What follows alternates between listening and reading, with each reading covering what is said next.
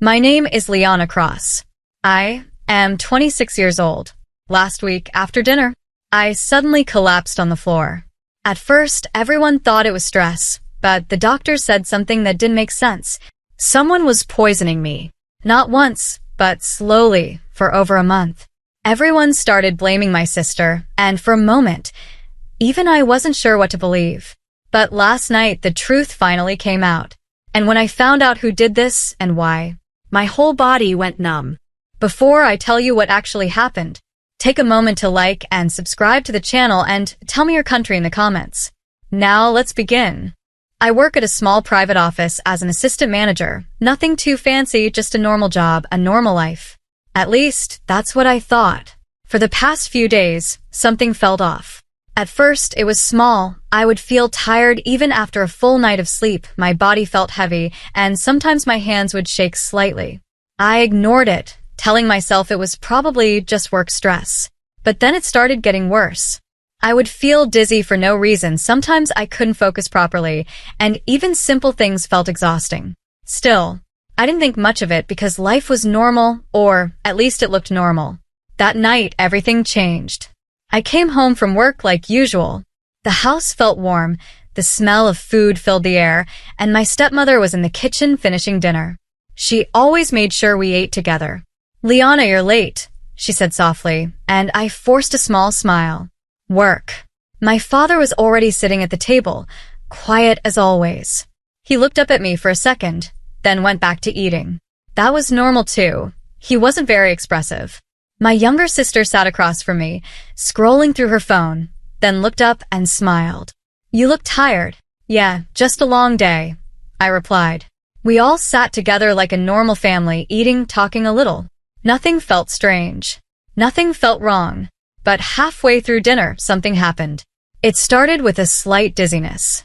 I blinked a few times and tried to ignore it, but then my vision blurred and the room started spinning slowly. "Are you okay?" my sister asked, her voice sounding distant, like it was coming from far away. I don't know," I whispered. My hands felt weak. The spoon slipped from my fingers, and then everything went dark. I collapsed right there on the floor. I don't know how much time passed, minutes, hours, maybe even a whole day. All I remember is falling and then nothing. When I finally opened my eyes, the first thing I saw was light. Too bright. My vision was blurry, and voices echoed around me, familiar but distant. "Liana? Liana, can you hear me?" My eyelids felt heavy, like they didn't want to open, but slowly, I forced them, and then I saw them. My stepmother stood beside the bed, crying, her whole body shaking as she held my hand tightly. "Thank God you're awake," she whispered. My sister stood next to her, her eyes swollen, face pale like she hadn't slept at all. "You scared us," she said, her voice breaking. My father stood a little behind them, his face tense, his eyes fixed on me. "Liana," he said softly. For a moment, no one spoke. They just looked at me like they were afraid I would disappear again. My throat felt dry, my body weak, like all my strength had been drained. "What happened?" I whispered. No one answered immediately. My stepmother started crying harder, and my sister looked away. That's when fear hit me. "Why are you all crying?" I asked. Before they could respond, the door opened and the doctor walked in. Fast, serious. He checked the monitor, then looked at me. "You're awake. That's a very good sign." "A sign of what?" I asked weakly. He stepped closer, his tone calm but heavy. "You were unconscious for almost a full day. Your condition was critical when you arrived, and there was a real risk that you could slip into a coma." My stepmother broke down completely while my sister tried to hold her, even as her own tears kept falling. I looked at the doctor, confused and terrified. "Why? What happened to me?" He paused for a moment, then said slowly, "Liana, you are very lucky. Your immune system is strong. That's the only reason your body managed to fight this. Otherwise, the substance we found in your system is extremely dangerous." My fingers tightened around the bedsheet. "If you had arrived even a little late," he didn't finish, but I understood. "You might have lost your life." The words echoed in my head. Lost my life? My breathing became uneven. No, this can't be, my sister whispered. The doctor continued. We performed an emergency gastric wash. Your family brought you here just in time. If they were even slightly late, we might not have been able to save you. My stepmother held my hand tighter, crying uncontrollably now. My father stepped forward. Doctor, what caused this? He asked. The room went silent again. The doctor's expression changed, more serious now. He looked directly at me and said, Your condition suggests poisoning. Everything froze. Poisoning? I whispered, my mind refusing to accept it. Not a single dose, he continued.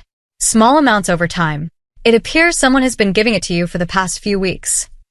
No, that's impossible, my stepmother said immediately. My sister shook her head. Who would do something like that?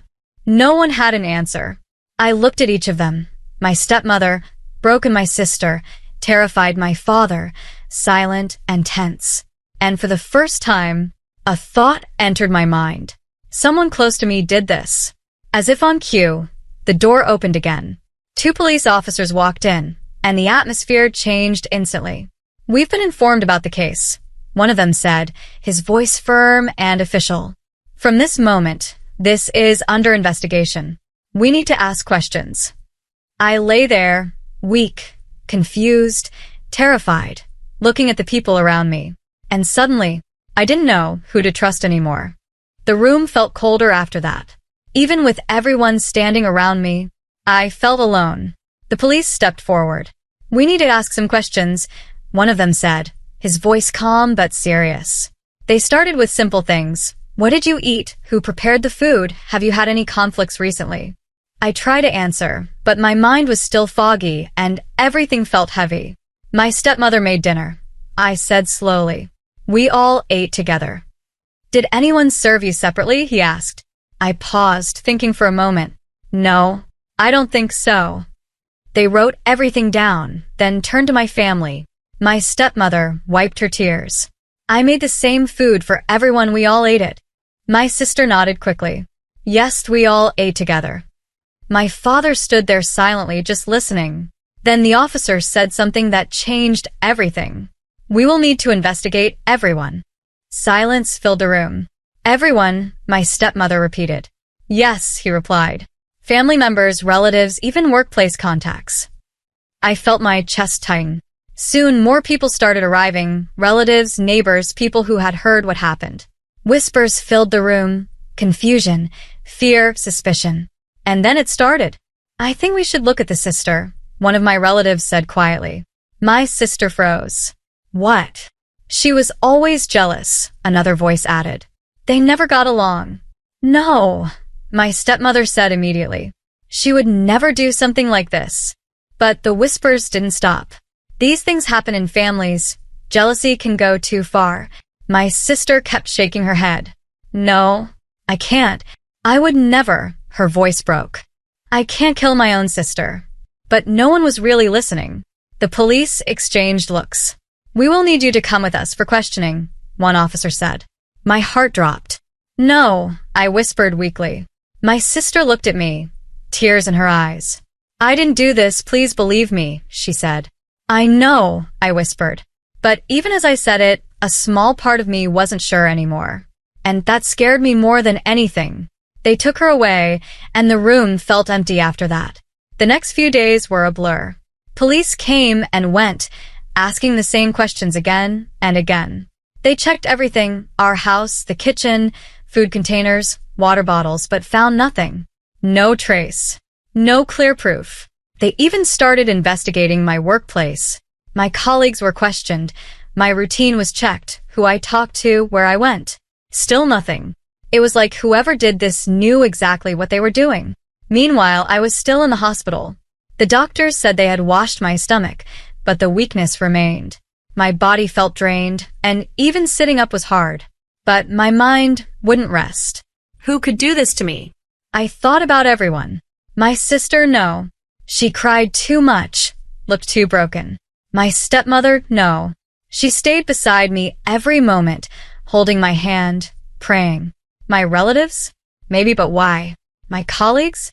Possible, but nothing made sense. Then who? That question kept repeating in my mind again and again. Days passed.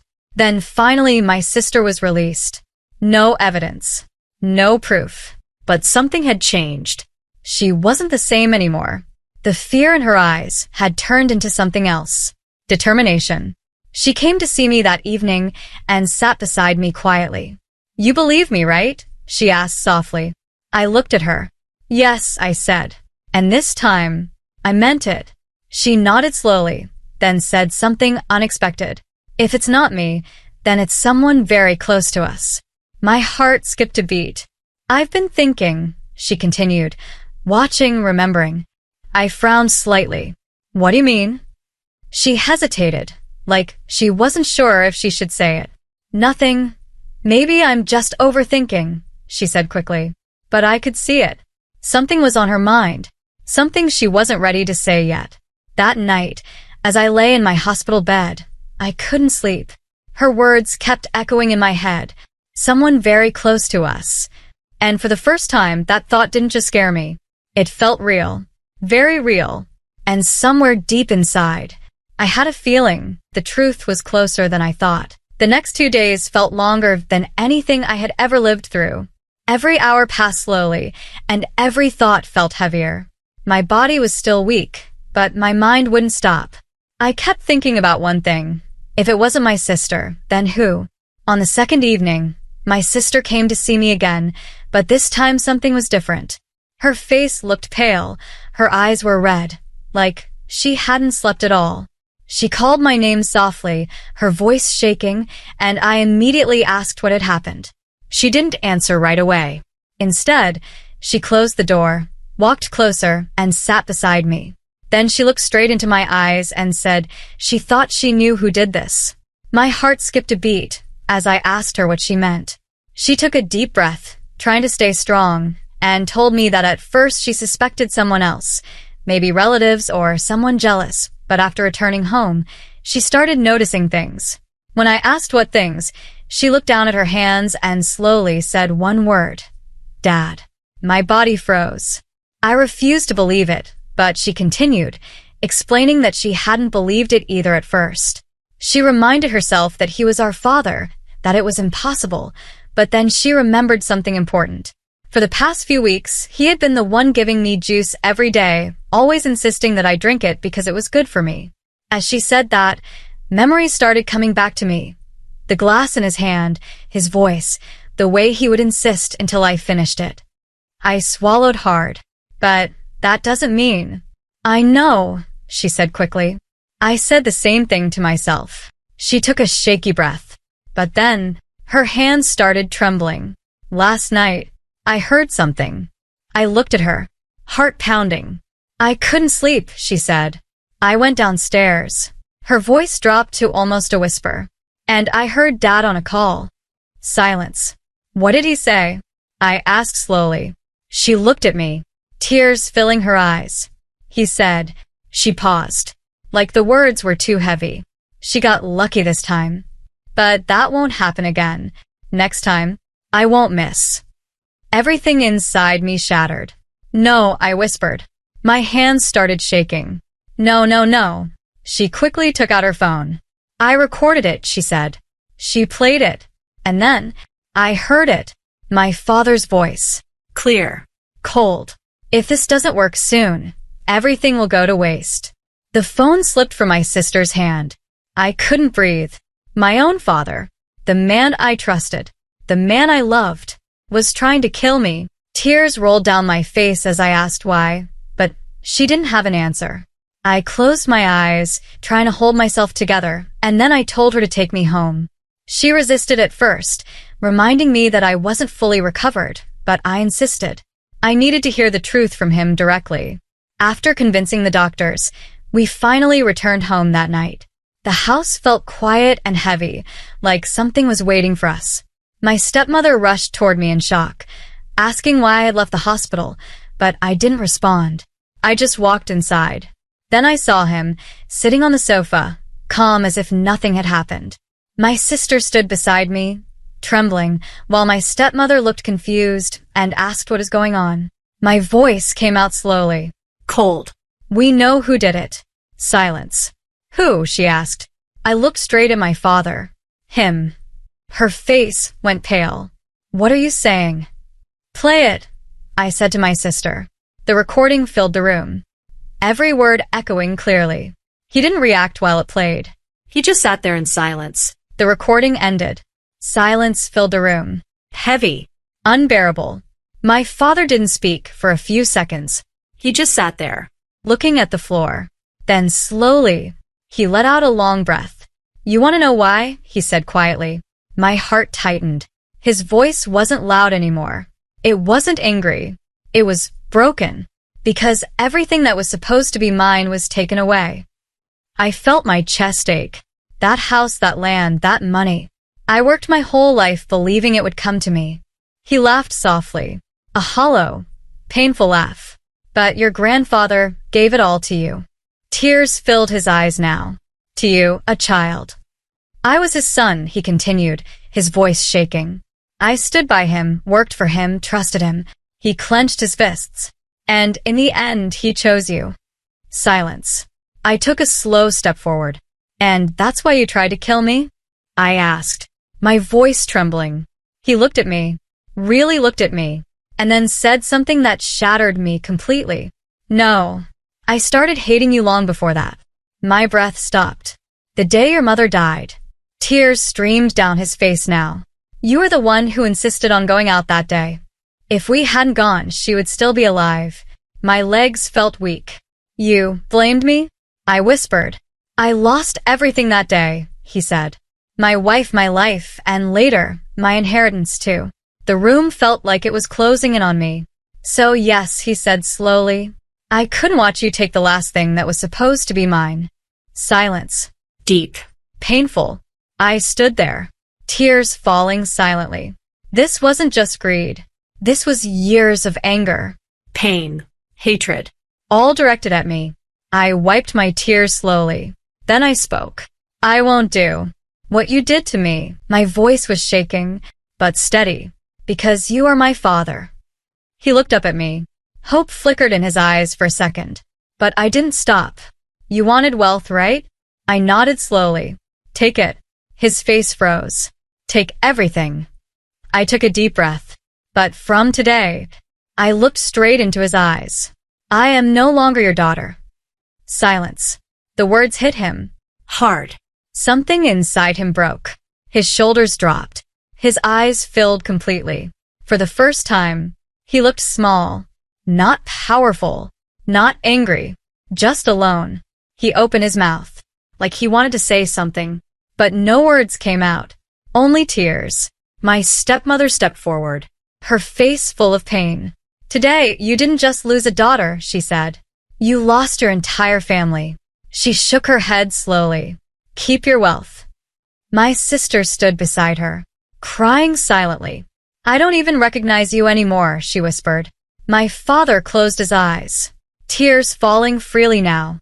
But still, he said nothing, not a single word. And that silence was louder than anything. I turned, and this time, I didn't look back. We walked out, together, leaving him behind, alone, in a house filled with everything he wanted, but nothing he needed. 2 days later, we heard something unexpected. He went to the police himself, and confessed. Everything. No pressure. No arrest. Just guilt. Because sometimes, the worst punishment isn't prison. It's living with what you've done, and knowing you destroyed the only people who truly loved you.